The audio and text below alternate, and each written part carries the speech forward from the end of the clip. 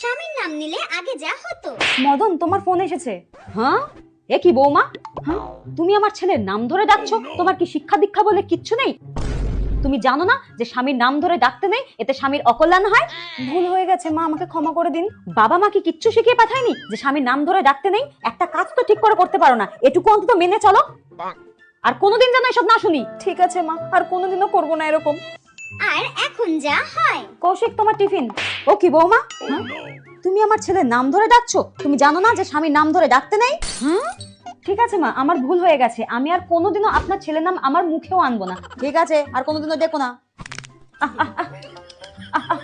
ও কি, তুমি ওইভাবে কাকে ডাকছো কেন মা?